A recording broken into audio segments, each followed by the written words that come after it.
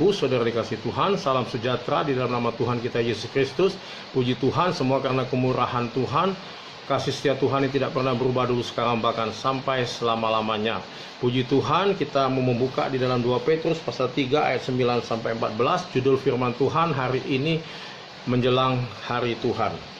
Tuhan tidak lalai menepati janjinya, sekalipun ada orang menganggapnya sebagai kelalaian. Tetapi ia sabar terhadap kamu, karena ia menghendaki supaya jangan ada yang binasa, melainkan supaya semua orang berbalik dan bertobat. Supaya semua orang berbalik dan bertobat. Bukan hanya satu orang, bukan hanya satu suku, bukan hanya satu bangsa. Tuhan mau seluruh dunia ini, manusia di dunia ini mau bertobat dan berbalik kepada Tuhan. Sebab Tuhan tidak menghendaki kematian orang fasik, tapi pertobatannya. Sebelum Yesus datang ke dunia ini, Tuhan mau Injil dimasukkan di seluruh dunia.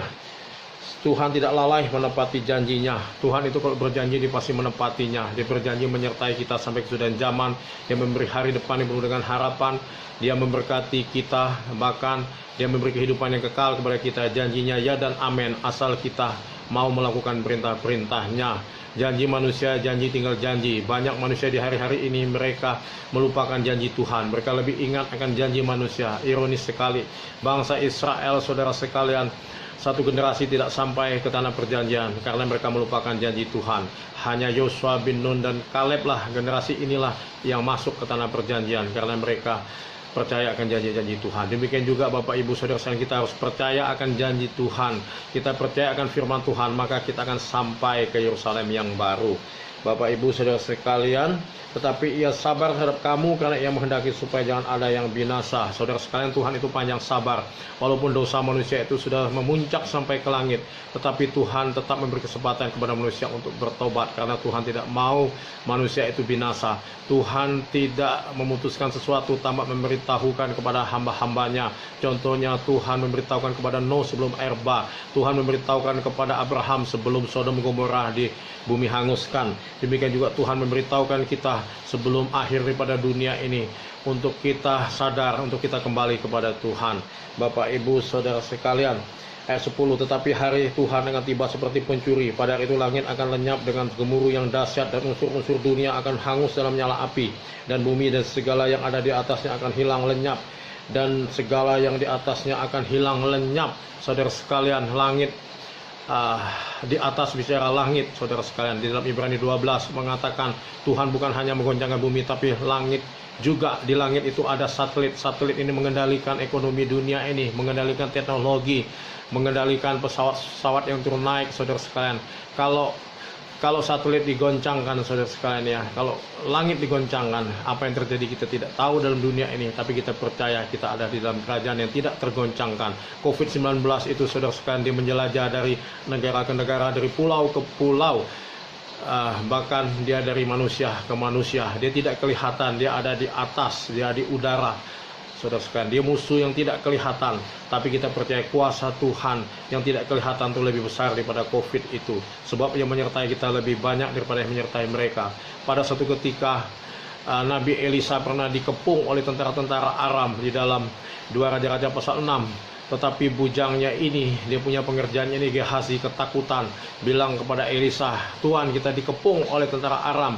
Lalu Elisa dia berdoa, dia berkata kepada Tuhan, Tuhan tolong celikkan mata hati hambaku ini. Lalu Tuhan celikkan mata hati daripada Gehazi. Dan apa yang terjadi, Gehazi melihat di atas tentara-tentara Aram itu ada tentara-tentara Tuhan yang lebih besar, lebih banyak daripada tentara itu sendiri. Sebab yang menyertai kita lebih besar daripada yang menyertai mereka. Roh dalam kita ini, kuasa dalam kita ini lebih besar daripada yang menyertai dalam dunia ini. Oleh sebab itu kita tidak usah takut dan khawatir, karena kuasa Tuhan lebih besar atas segalanya. Bapak Ibu Saudara sekalian, ayat 11, jadi jika segala sesuatu ini akan hancur secara demikian, betapa suci dan salehnya kamu harus hidup. Betapa suci dan salehnya kamu harus hidup. Suci dan saleh itu topnya Tuhan. Saudara sekalian, soal kekudusan dan kesucian itu bukan hanya masalah perjinan, percabulan, hidup dalam kenajisan saja. Tetapi di saat kita tidak melakukan perintah-perintah Tuhan, kita masih sombong, tinggi hati, kita masih ada akar kepahitan dan dendam, membalas kejahatan dengan kejahatan, dan kita tidak mau berdamai dengan semua orang, itu pun tidak kudus. Saudara sekalian, di dalam Ibrani 12:14, berusahalah hidup damai dengan semua orang dan kejarlah kekudusan, sebab tanpa kekudusan tidak ada seorang pun yang melihat Allah. Saudara sekalian, berdamailah dengan semua orang, bukan hanya satu orang. Hai bapak-bapak, berdamailah dengan anakmu, berdamailah dengan istrimu, istri berdamailah dengan suamimu. Seluruh keluarga biarlah berdamai, hamba-hamba Tuhan maupun pelayan-pelayan Tuhan berdamai, karena hari Tuhan sudah dekat. Yesus itu adalah Raja damai. Mother Teresa pernah berkata, berbuat baiklah kepada semua orang, walaupun orang itu tidak baik kepadamu.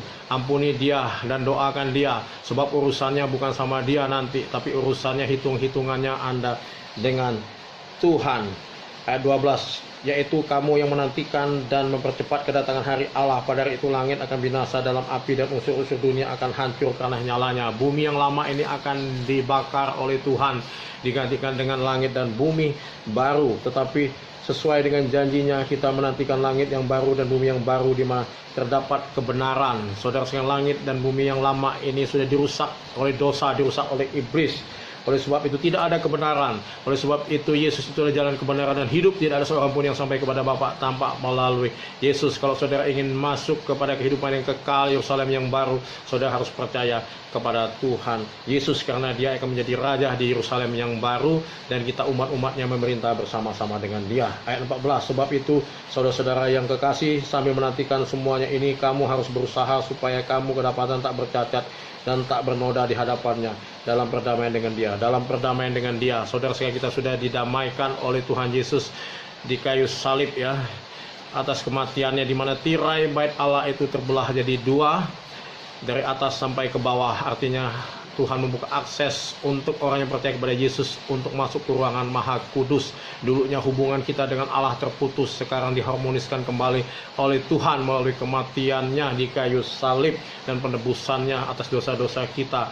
Saudara-saudara sekalian, di mana Tuhan mau supaya kita menyembah Tuhan dalam roh dan kebenaran, yang tidak bisa dibatasi oleh ruang dan waktu, tidak berkiblat lagi ke Yerusalem, tetapi kita memasuki ruangan Maha Kudus, kita memuji dan menyembah Tuhan di dalam ruangan Maha Kudusnya. Oleh sebab itu jangan kita menjadi Kristen halaman, tapi Kristen ruangan Maha Kudus, ruangan Maha Kudus.